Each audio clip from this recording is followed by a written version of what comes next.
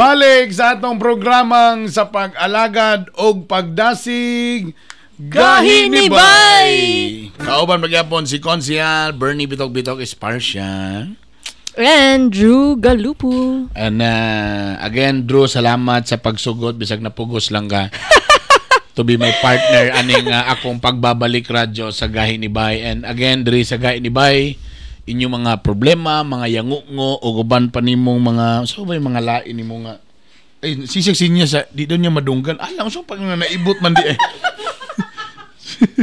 insa nga sa di ayun I'm back on air. Again mga tagmi actually ang may tabo karon sa Gahi ni Bay, medyo dagan na pud tay pwede panghatag ng mga papremyo o kalingawan sa inyong tanan, no? In fairness na nay budget. Congrats Cons. Congrats sa to, brad, natay budget, brad, ha? In fairness, ha?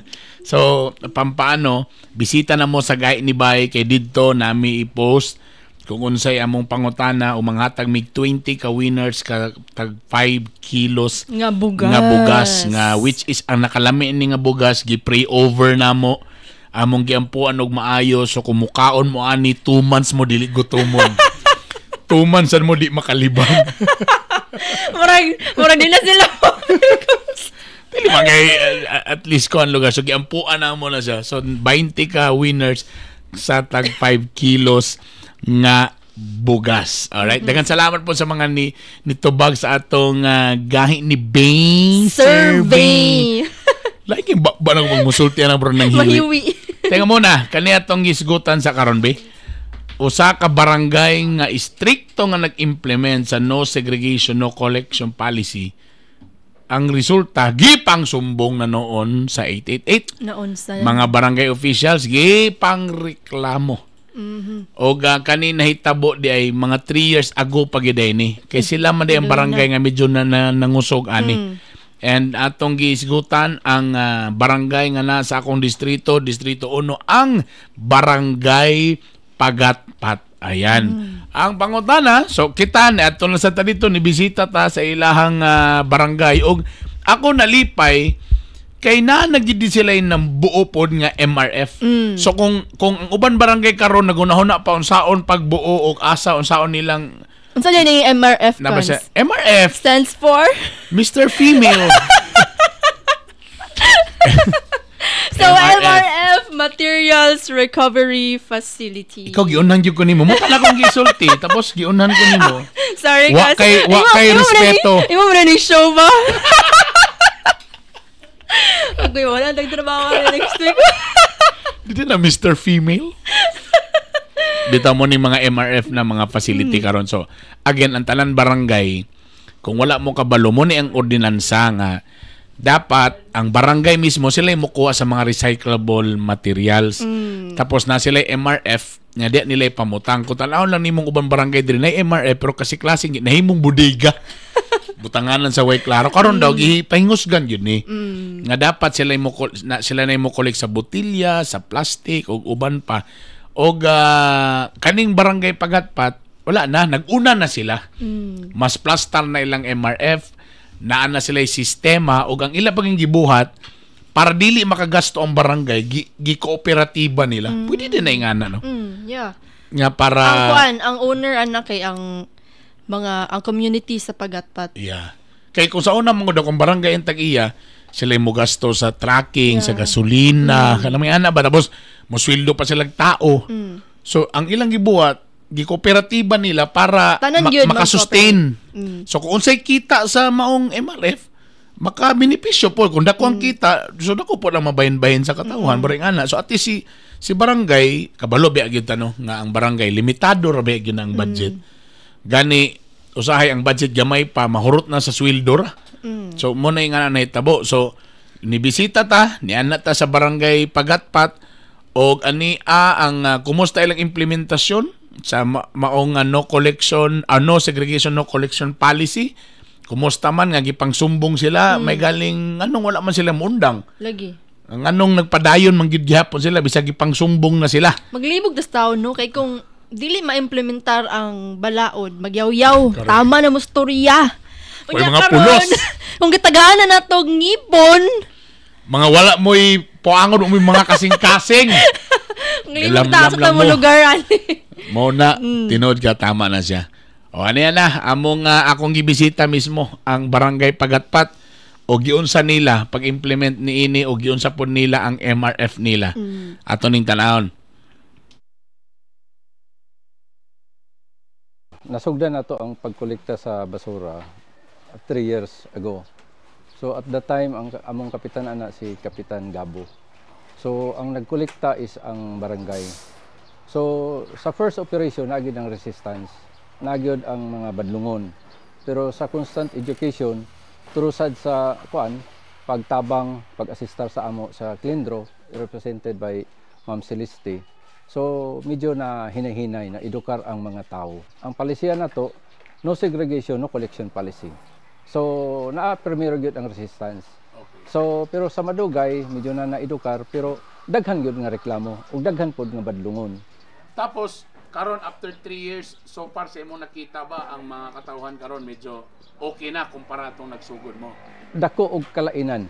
Dako og kalainan nga ang mga tao lugar ibutang nato og nay 80% sa pagkakaron nga naedukar na gyud. Pero wala man sila mahimo kay dili man sad nato kolektahon kung wala gyud ma-segregate ang ilang basura. Daghan ba'y nakaaway ang mga taga-barangay tungod ni ana nga inyong pag-implement sugod? Ang sa kaaway daghan sad ang sa 888. Now kung walay political will ang namunuan sa barangay, wala gyud tay mahimo kay magakahadlok man dayon ta og dili ta butuhan sa sunod eleksyon. So inyo yung gi-imposar gyud nato. Sa imong pagtanaw ani okay ba ang dagan? O sa babay kailangan na i-improve ni ini? Actually daghan pa ang atong gustong i-improve. Dili lang sa dinhi nga facility. Dito sa mga areas nga hadiin nga naapay gailabay nila nga basura dito sa outside lugar sa gikan lugar butang nato sa mga dalan. Napagay mga area nga napagay mga tao nga badlungon nga ilang ilabay dito. Now katunto dili naman to kay kanilang ang ato ang kuan dinhi sa MRF ang atong atensyon kundi tagaan sa nato to sila dito. At least nga naay mga signboard, billboard nato nga mabutang dito nga bawal magtapon og basura dito. So mo na siya ang usa. Ikaduha pod sa manpower at least nga unta madugangan. Pero depende man na sa budget sa kuan atong sa pagkolekta. Unsay proseso sa inyong MRF diriya? Unsay gakahitabo diriya? Sa facility o sa yuta owned by the barangay ni siya. So ang atong garbage truck owned by the barangay, ang atong pagkolekta through the partnership sa Pakapako. So it's a cooperative. Cooperative. So sila ang mo kolekta, ang ila is more on collection. Collection man gyud ang ila. Pero ang enforcement sa kuan atong balaod is in partnership sa barangay. So atong muning niya nga atong kuan siya galingon nya pagkatapos dayon atong i-compose siya pagkahuman mahimo na dayon nato dayong pataba sa pananom. Naay uban mga barangay karon mo palay pagsugod tungod sa ordinansa. Unsay imong ma-adviser sa ubang mga barangay nga nagsugod pa lang sa mga ingani? Siguro sa uban nga mga barangay parihag yapon sa una sa amo na gyud ang kalisod. Pero kung dili gid nato i-try, dili pod ta kinasing-kasing nga mag-implementar sa pagkuan sa kuan atong balaod nun nga 9003. So wala gid tay mahimo. Kinahanglan by heart ato gid siyang himuon. Ang political will atong pairal nga kinahanglan tugunan gid nato. Good. Diri sa Barangay Pagatpat, ang pinakatsada gyud din hino kay nagisog gyud sila, gitagaan yun nila og ngipon ang balaod, which is ang ubang barangay murag karon wala pa gyud na nila na implement. Ang pagtumanog nila ni dili basta-basta lang daghan kasi sila giagian. And based sa among experience, kung away lang ang gisgutan, grabe nga away. Kung kahago, napay nang hilak ani sa una. Which is usahay dili makitan sa ubang barangay. Mo nang diri sa Barangay Pagatpat gi-appreciate you kay namo ni even sa amo, I think allowed mo siguro ko mo istorya ani in behalf sa among office nga we are so proud and we are so happy nga kani sila nga barangay nag-implement gyud ani. Kay dili ni siya lalim nga buluhaton. Pero gikaya nila, gipaningkamutan nila nga kung unsa na sa balaod mapatuman nila. And aside from that, natagaan nila livelihood ang ilahang mga constituents, which is isa pod nga dakong tabang para sa mga tao diri sa Pagatpat. So I am inviting everyone, tanang mga barangay, if gapaningkamot mo nga mo matuman ninyo ni, feel free to visit Barangay Pagatpat kay kabalumi nga they will be very supportive, they will be very willing to teach you kung unsaon ni siya. Kaya kayo nila nga matabangan sad mo sa unsa inyo nga problema ka especially sa waste management.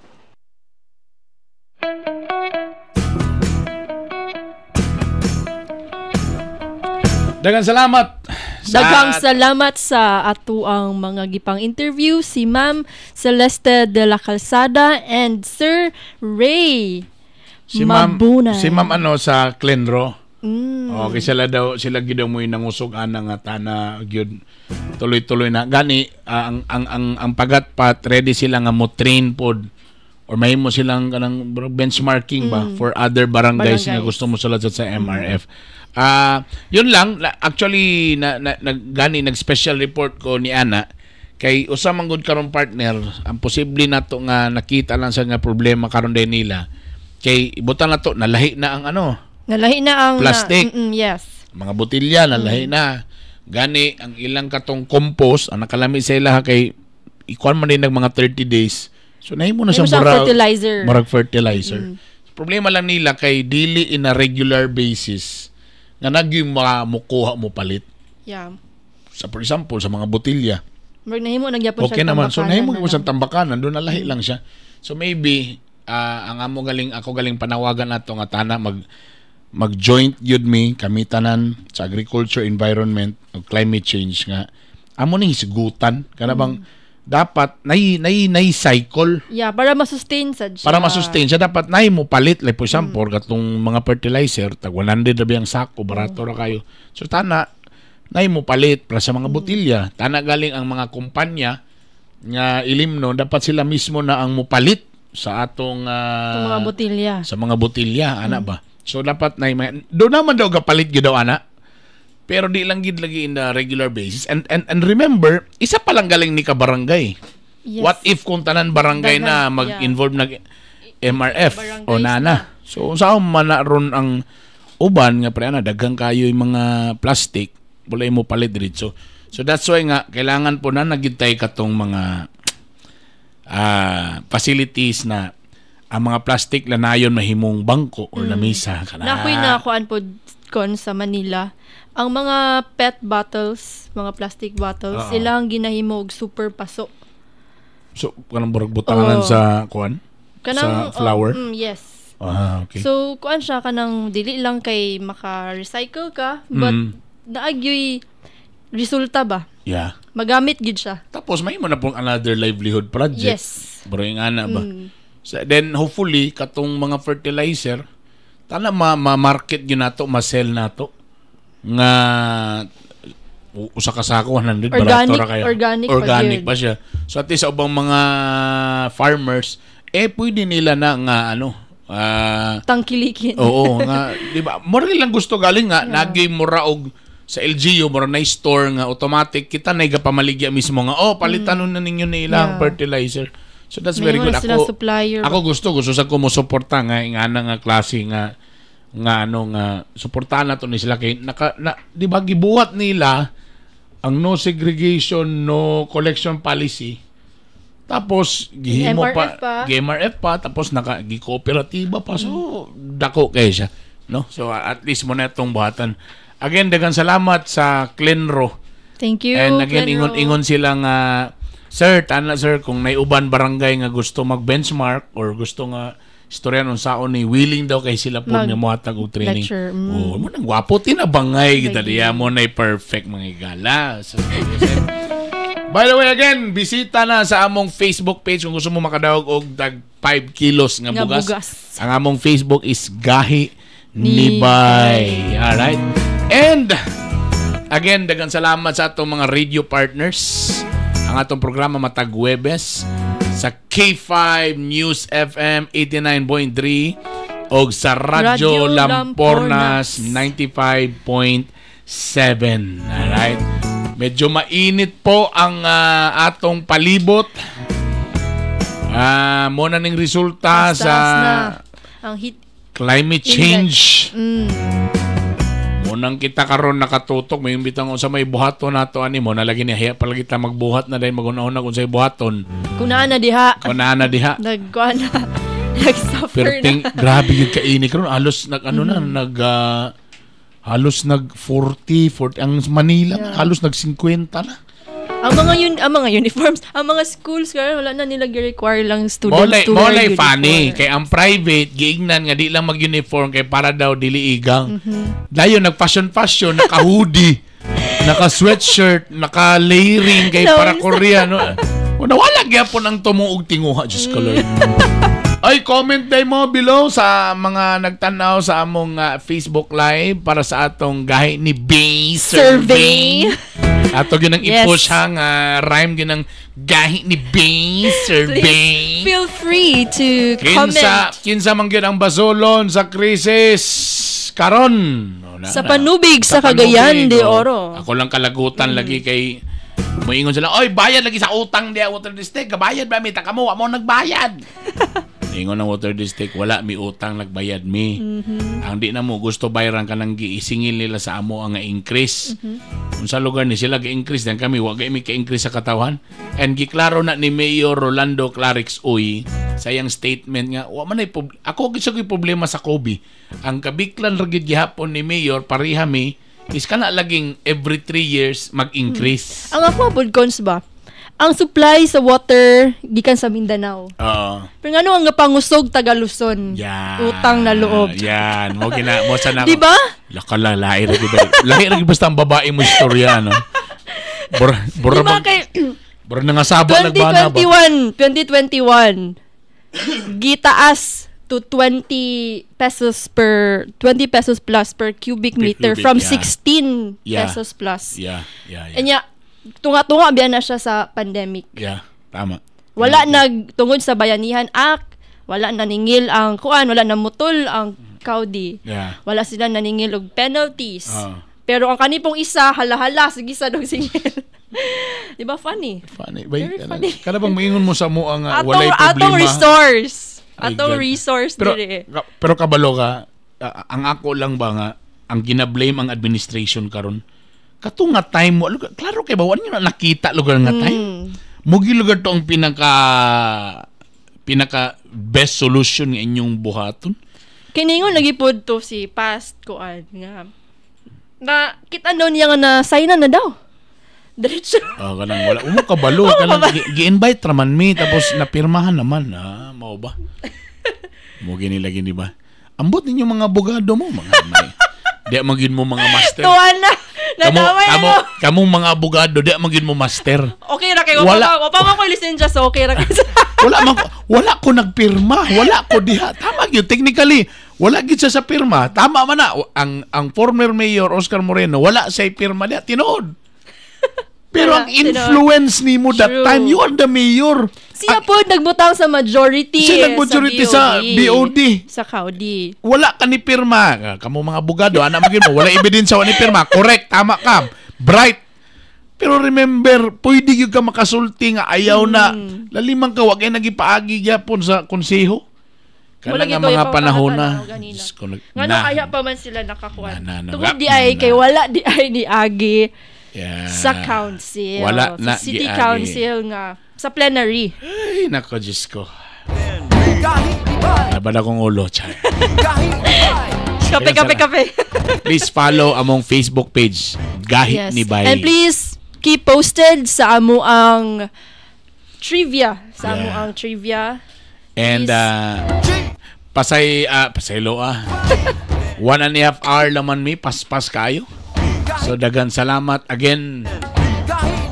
Please follow us Gahi ni Bay sa Facebook page ug matag Webes.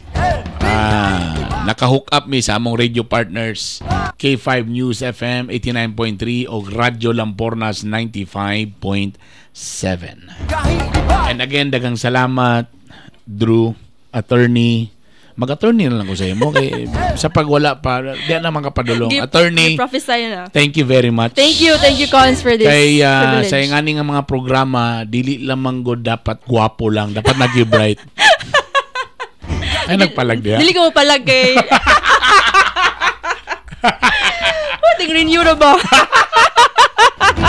Daghang salamat. And usapod sa akong gusto nga mo nang nasidro diri. Kay syempre ganan sa kuan niya kay diri sa mo sa opisina siya pod ni ang tighatag sa among mga GNB.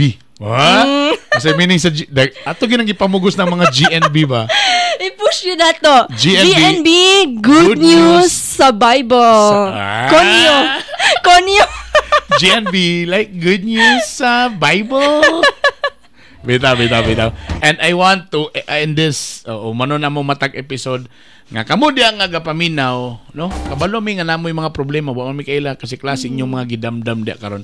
Pero may na lang at least kani among programa, makahatag kaninyong inspirasyon o kami sad makahatag man og dili man solusyon sa inyong mga problema. Basin naman lang di pod og matandog mo sa among mga madasig mo sa among GNB. Good news sa Bible. Nuts. So as we end, please. So as we end, I'd like to leave a verse sa inyo for you to ponder. It's taken from Psalm chapter 46 verse 10. He says, "Be still and know that I am God. I will be exalted among the nations. I will be exalted in the earth." Ganina sa itong mga gipanghisgutan, dili gyud malikayan nga naagi mga issues. And let us remember that God is sovereign. Bisag unsa pay nahitabo, He is on His throne. Kita siya ani tanan. So, mo nang giingon niya sa ato, just be still. We are safe in the assurance that He is God. We can wait on Him amidst all the problems. You may be in a kanang prison cell karon sa discouragement, naamo karon sa waiting, basig daghan may ginaatubang and you feel lost sa inyong life karon. But remember that He is faithful. He is God. Basig naamo karon sa search for a job, a search for a spouse. Agoy, basig na gusto magminyo diha pero wala pa gyud nila nakita ang ilahang kapikas. Remember that God is sovereign. Kakita siya sa atong needs and that is why He is telling us to be still. And remember, just like sa atong kalibutan and sa atong country na lang, we have 2 seasons. The rainy and the dry season. Ang kainit sa Cagayan, this will not last forever. Walay season nga mo last forever. Just like po sa atong life, tanan mga struggles, trials sa ato ang nga mulabay sa ato ang kinabuhi, no, it will end. It will not last forever. Just be still and know that there is God who sees you, who sees us sa ato ang mga gitinguha, sa ato ang mga trials karon nga ginatubang. He is faithful. Be glad because God is good. Be still because He is active. He is working in behalf of you. And remember that there are things that we cannot control. So surrender. Na ay mga butang nga dili nato makontrol, and if we try to control those things, diya na magsugod ang anxiety. When you try to control events, time, result, diya magsugod ang anxiety. So let go, my friend. Let go, igsuon. Be still because He is active, and rest because He is working for you. Amen. I hope you're encouraged. Daghang salamat. Grabe, abogado pa, pastora pa. Thank you very much. Thank you very much. Again, daghang salamat sa inyong pagpaminaw. Ako ding Facebook pod, Councilor Bernie Bitok Esparcia. Paki-follow lang ko. Again, daghang salamat sa intanan. Kini si Konsihal Bernie Bitok Esparcia. Andrew Galupo. Og kini ang programang sa pag-alagad ug pagdasig gahi ni Bay.